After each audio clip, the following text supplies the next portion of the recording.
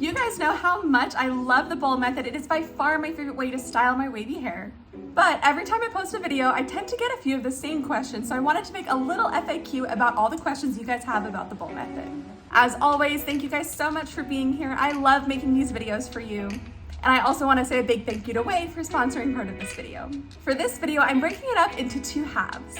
In the first half, I'll be answering questions about what I specifically do for my own routine. And in the second half, I'm going to talk about ways to modify my routine to make it work for you. So talking about ways to switch it up if you have mobility issues, if you don't have all the products, if you don't have a diffuser, I'll go into all of that and how you can adapt it to make it work for you. So first question, what type of bowl are you supposed to use? Now the exact bowl you use doesn't really matter, but there are a few criteria that you want your bowl to meet. So I'm going to use mine as an example. This is just one that I had lying around the house. I recommend just find something you already have. You don't need to go out and buy something new. The main thing is that you want to be able to fit your head into it since you're dunking, and you want it to be deep enough to fit all of your hair so when you're dunking your head in, your hair actually gets submerged. Beyond that though, it doesn't matter. You can have a much shallower bowl than this. You can have a clear bowl, a glass bowl. It literally doesn't matter. Anything that will contain water is all you need. Now, number two, how much water should you have in the bowl? And again, this is one that just depends on your hair type. You just want enough water so that when you dunk your head in, the water goes pretty much up to your roots, but all of your hair is covered in water. That's it. Too much water will just end up diluting your products, and not enough water won't give you those juicy wave clumps because your hair is not getting fully coated in the water every time you dunk. And number three, what temperature of water should you use? I personally like using warm water. I notice my hair looks the best when I use warm. Other people like cold, so I just say experiment and see what works best for you. Now, moving on to probably my most frequently asked question, how do you flip your head upright? As you guys know, in my videos, I like to do upside down styling because it gives me a lot of volume and I just like the look. But I get a lot of questions from people saying that their hair ends up getting really tangled when they flip right side up. And that's the key point. I don't flip my hair up because yes, that will cause tangles. Instead, what I do is roll my head side to side, and I'll show you what that looks like. Now, if I want to go from having my hair on this side to over here, all I'm going to do is gently roll my head like this and use my hands to guide my hair across. Moving back, you can do the same thing, and you can even roll all the way right side up, gently set your part, and pull your hair forward or however you like it.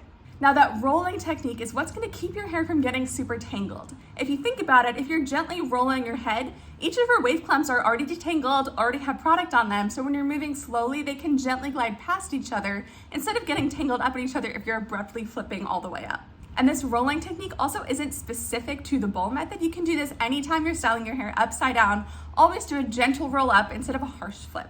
Now, probably the second most common question I get is what to do with your hair on non-wash days. I only wash my hair every 3 to 4 days, and so how do I keep my waves looking nice in between washes without it getting tangled or without them falling flat? And that is where a good sleep routine comes in. This is instrumental to keeping your hair looking nice between wash days. Not only does this prevent tangles and also keeps your waves intact over multiple days, it also is instrumental to your hair's health because it prevents breakage while you're sleeping. Now I do have a shorts video on that, but I'm going to show you exactly what I do here now too. So all you need is a large satin or silk scarf, and I like using ones that are square like this. Now I'm going to start by wearing it like a cape and then just take these two corners and tie it at the top of my head like a headband. Then I'm just going to grab the bottom two corners, making sure that all of my hair is now in this pouch, and then I'm just going to start rolling this down to gently lift the bottom of my hair up. This keeps my waves nice and contained and kind of lifts them up into sort of like a light scrunch position. And from there, I'm just going to take this and tie it back at the nape of my neck to secure. Now, there are so many different ways to wrap your hair. This is not a new technique, and it's not something that I invented. Hair wrapping is something that's done in multiple cultures across the world, and specifically here in the US, it's something that's typically practiced by the Black community. This wrapping technique I just showed you is what works best for my long hair, but you can Google hair wrapping tutorials or sleep wrapping tutorials here on YouTube to see other ways of doing it, and they might be a little more aesthetically pleasing than what I do. Now, you can also use a silk or satin bonnet here if you want to, but personally, I just like the scarves. Number one, it was easier because I already own the scarves, and number two, it's a little more customizable. But the big takeaway here is what you do with your hair at night will vastly improve the longevity of your wash day. And to take it out, I just reverse what I did, so undo the bottom knot, let it down, and then undo the top knot and take it out. When I do this, my hair literally will last multiple wash days. All I do in the morning is shake it out a little bit, maybe add a hair oil if it's looking a little frizzy, but that's it. I never do any type of refreshes just since this is so much easier and so much simpler. Now that concludes the first half of this video, and now I'm going to talk about some holiday tips from Way.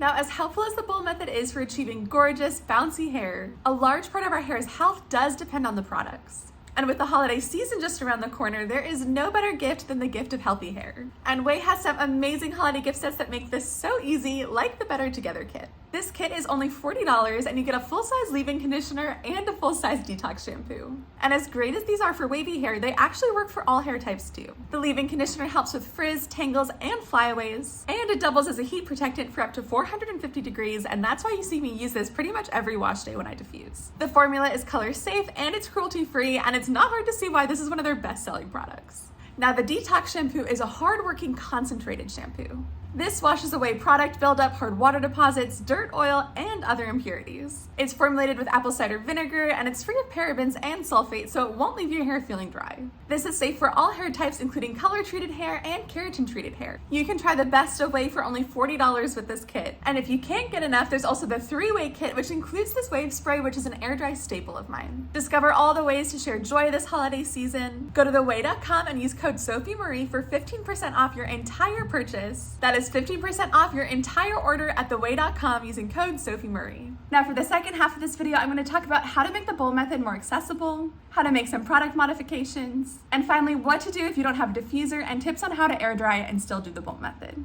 So first and foremost, the traditional way of doing the bowl method requires you being able to flip upside down, and also requires a lot of back movement to be able to dunk and lift your head up into the bowl. There are a lot of reasons why that might not work for someone, and luckily there are a lot of different ways to modify it where you still get bowl method results without needing to be able to do that. Now, the first one's an easy one, but it's something that you might not have thought about before. So instead of bringing your body down towards the bowl, just bring the bowl up towards your head. This also gives a little flexibility on how bent over you need to be. You don't need as deep of an angle if you're lifting the bowl up to you, instead of needing to be able to dunk your head and bring it back up. Now, if bending over at all is out of the question, you can also try doing side-to-side dunks. For that, after your shower, I recommend standing upright and dividing your hair in half like this, and using a smaller bowl if you have one, just doing the bowl method right side up, bringing the bowl up to dunk your hair, and squeezing it out back into the bowl, doing each side individually so you can be completely upright. And again, the modifications are endless. If lifting the bowl up isn't accessible, you can try resting it on a table or on a chair, and then just tilting to dunk your hair in and scrunch it out. Now, you are the person who knows your body best. These are just a couple of suggestions. There are so many ways to modify this. The key part about the bowl method is just the fact that you're fully submerging your hair in the water and squeezing that extra water out back into the bowl so you can dunk again. That's it. However you accomplish that in a way that works for you will still give you the big, beautiful, bouncy results from the bowl method.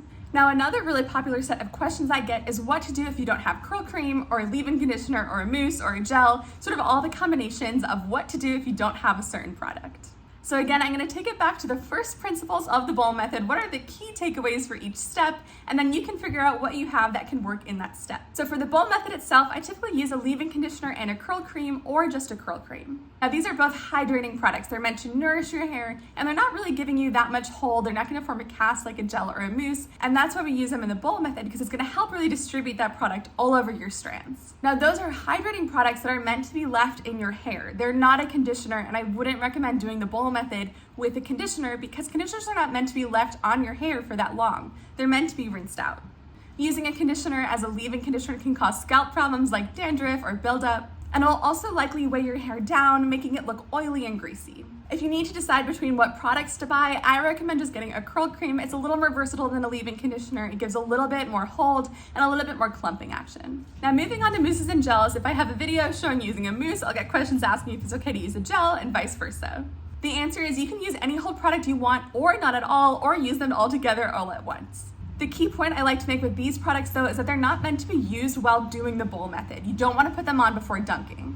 These products are really meant to just lock in your wave clumps that the bowl method creates, so you want to put them on after you're finished all your dunking and all your scrunching to really lock in that wave pattern. And with that said, you don't have to use any. For the first 2 or 3 months of doing the bowl method, I didn't have a mousse or a gel, and I didn't know how to use them. So I just skipped that step. Right after finishing the bowl method, I would microplop, plop my hair, and then diffuse or air dry. And the results were still great. Mousses and gels really help with shine and lasting definition, but they're not necessary products, and so you don't have to use them if you don't want to.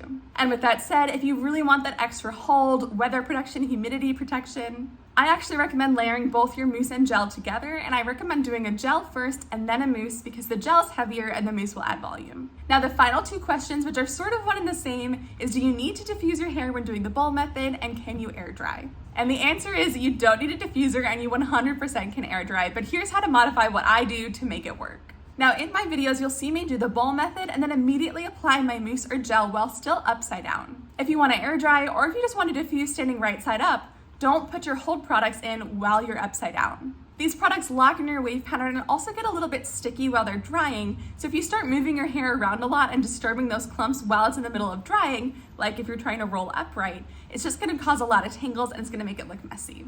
Now the other thing to switch up when you're air drying is to always make sure to plop your hair. You want to get as much water out as you possibly can before you reach your final air drying state, since that will cut down on the amount of time you have to spend drying your hair.